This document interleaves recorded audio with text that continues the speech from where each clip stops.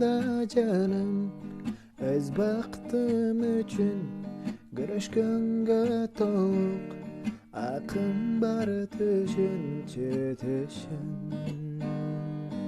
Оймоктой болгон эрдиңден сенин өңүмдө эмес, түндө түшүмдө сүйөктү.